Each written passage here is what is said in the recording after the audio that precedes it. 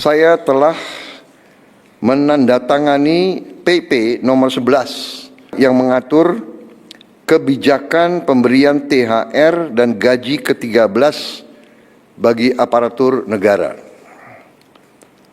THR dan gaji ke-13 akan diberikan kepada seluruh aparatur negara di pusat dan di daerah, termasuk PNS, pegawai pemerintah dengan perjanjian kerja, prajurit TNI dan Polri, para hakim, serta para pensiunan dengan jumlah total mencapai 9,4 juta penerima. THR akan dibayar 2 minggu sebelum Hari Raya Idul Fitri, mulai dicairkan hari Senin, sedangkan gaji ke-13 akan dibayar pada awal tahun ajaran baru sekolah, yaitu pada bulan Juni. Pemerintah memastikan aturan pembayaran tunjangan hari raya atau THR bagi pekerja akan segera diumumkan. Saat ini pemerintah masih melakukan koordinasi dengan beberapa kementerian terkait. Pemerintah menyatakan pembayaran tunjangan hari raya atau THR tetap mengacu pada ketentuan yang berlaku, yaitu wajib dibayarkan paling lambat 7 hari sebelum hari raya. Aturan resmi terkait THR masih dalam tahap koordinasi dengan Kementerian Sekretariat Negara dan akan diumumkan dalam waktu dekat melalui surat edaran. Pemerintah menyebut kalangan pengusaha telah memberikan respons positif dan berkomitmen membayarkan THR sesuai dengan ketentuan. Untuk mengantisipasi pelanggaran, pemerintah juga akan membuka posko pengaduan THR di tingkat pusat hingga daerah. Melalui posko tersebut, pekerja dapat melaporkan perusahaan yang tidak membayarkan THR. Laporan yang masuk nantinya akan ditindaklanjuti oleh pengawas ketenagakerjaan. Langkah ini diharapkan dapat memastikan pekerja menerima THR tepat waktu menjelang hari raya.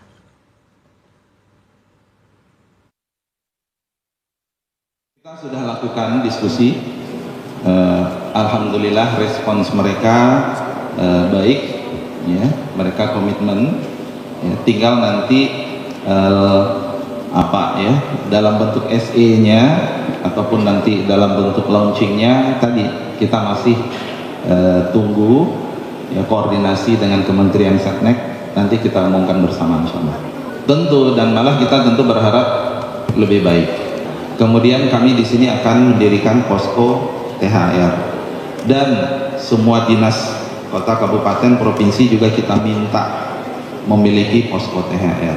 Jadi kalau ada perusahaan yang tidak membayarkan THR, silakan laporkan ke posko tersebut, maka kemudian sesudah itu pengawas akan menindaklanjuti pengaduan tersebut.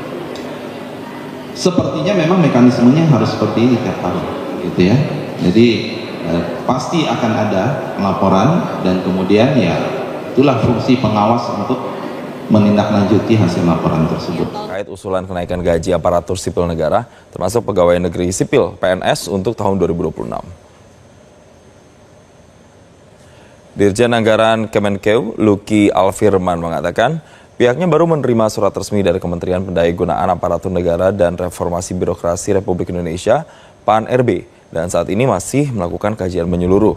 Ia menegaskan penentuan kenaikan gaji ASN bukanlah keputusan sederhana. Banyak faktor yang harus dihitung secara komprehensif karena kebijakan remunerasi selalu terkait erat dengan agenda reformasi birokrasi. Luki menambahkan kinerja dan produktivitas ASN juga menjadi pertimbangan bagi Kemenkeu sembari terus berkoordinasi dengan Kementerian PAN-RB.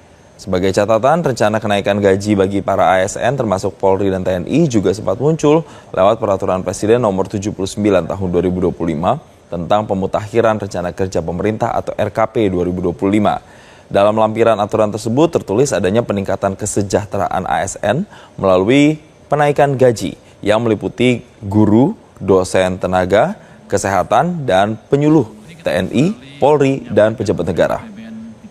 Kinerja dan fakta global dan domestik. Simply kita naikin naikin gaji gitu nggak seperti itu. Contohnya kita kan selalu lihat ini bagian dari kita menata organisasi, melakukan transformasi birokrasi keseluruhan. Makanya kita kerjasama dengan Menpan. Kan remunerasi itu adalah salah satu faktornya, satu elemennya. Kita lihat selalu kinerja dan produktivitas dari ASN itu sendiri seperti apa. Dan tentu saja kita juga melihat nanti kemampuan fiskal kita seperti apa.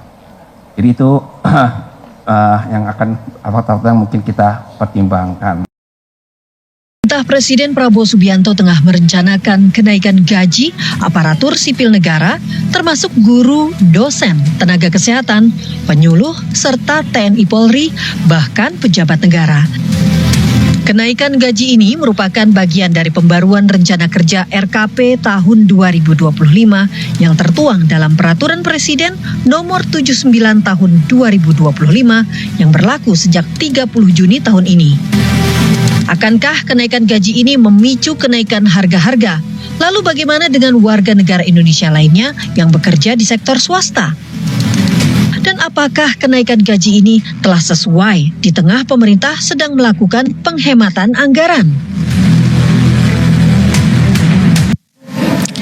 Kami akan langsung membahas ya pemirsa untuk Anda bersama dengan dua narasumber yang sudah hadir di Apa Kabar Indonesia Malam. Kita akan langsung sapa satu persatu. Yang pertama sudah ada Muhammad Kodari yang merupakan Kepala Kantor Staf Presiden. Selamat malam Bang Kodari. Selamat malam, Bapak. Pemerintah menyiapkan anggaran tunjangan hari raya alias THR senilai 55 triliun rupiah pada 2026 bagi para aparatur sipil negara atau ASN, termasuk PNS hingga TNI dan Polri pada awal Ramadan. Ini ditegaskan oleh Menteri Keuangan Purbaya Yudi Sadewa seusai Indonesia Economic Outlook yang digelar di Wisma Danantara Jakarta pada Jumat 13 Februari 2026 lalu.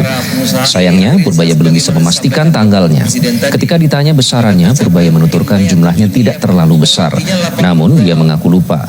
Padahal di dalam paparannya di Indonesia Economic Outlook dicantumkan anggaran THR 2026 sebesar 55 triliun rupiah. Bila dibandingkan anggaran THR untuk tahun ini meningkat dari 49,9 triliun rupiah pada tahun lalu. Pada 2025 THR yang diberikan pemerintah ditargetkan bagi 9,4 juta aparatur negara, termasuk aparatur sipil negara, pegawai pemerintah dengan perjanjian kerja atau P3K, hakim, prajurit TNI Polri, serta para pensiunan.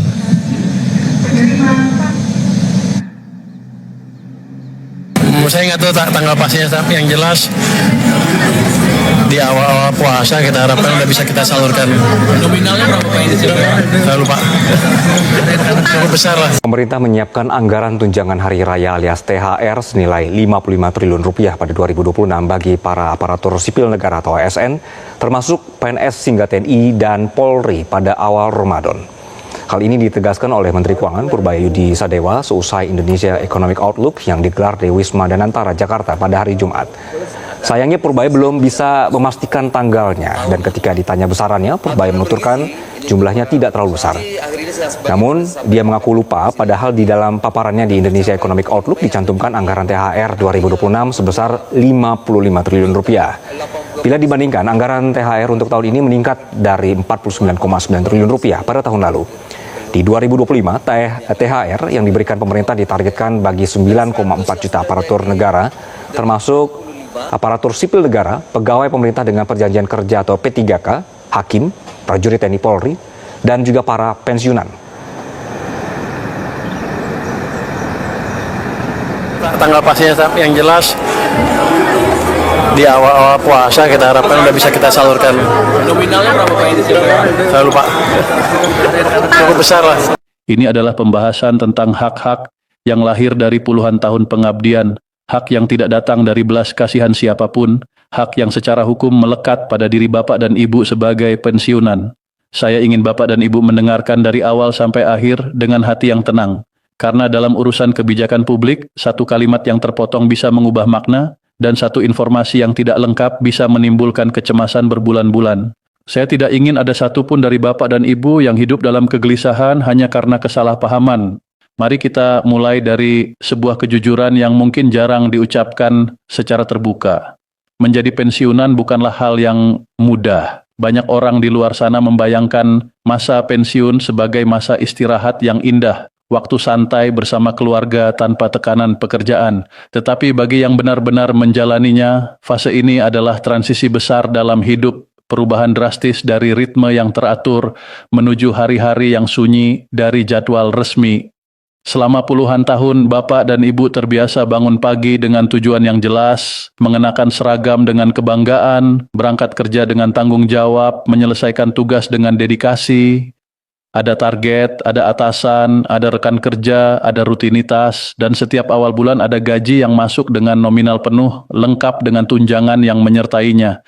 Lalu suatu hari semua itu berhenti. Tidak ada lagi apel, tidak ada lagi rapat dinas, tidak ada lagi tanda tangan berkas, tidak ada lagi tunjangan aktif. Yang tersisa adalah dana pensiun sebagai sumber utama penghidupan, dan pada titik inilah banyak hati mulai diuji. Karena secara ideal, masa pensiun seharusnya menjadi masa paling tenang dalam hidup, masa menikmati hasil kerja keras, masa menikmati buah pengabdian, masa di mana negara hadir memastikan bahwa mereka yang telah mengabdikan masa mudanya tidak hidup dalam kekurangan. Namun, kenyataannya, tidak sedikit pensiunan yang setiap awal bulan memandangi saldo rekening dengan perasaan campur aduk. Ada harapan, ada syukur, tapi juga ada kecemasan. Apakah cukup untuk kebutuhan bulan ini? Bagaimana jika harga sembako naik lagi? Bagaimana jika kesehatan terganggu dan butuh biaya mendadak? Bagaimana jika ada kebutuhan keluarga yang tak terduga? Di tengah kondisi seperti itulah kabar tentang kenaikan gaji dan rapel pensiun muncul. Dan ketika kabar itu pertama kali terdengar, banyak hati kembali menyala. Ada yang tersenyum lega, ada yang meneteskan air mata, ada yang langsung menghitung kemungkinan tambahan untuk kebutuhan rumah tangga. Ada yang dalam diam hanya berbisik, semoga ini benar-benar terrealisasi. Karena bagi seorang pensiunan, rapel bukan sekadar angka tambahan. Rapel adalah simbol pengakuan. Simbol bahwa pengabdian tidak dilupakan, simbol bahwa hak yang sempat tertunda akan dibayarkan secara utuh. Namun setelah pengumuman itu berlalu, bulan demi bulan berjalan dan sebagian bapak dan ibu masih menerima nominal lama di rekening. Kegelisahan pun mulai muncul.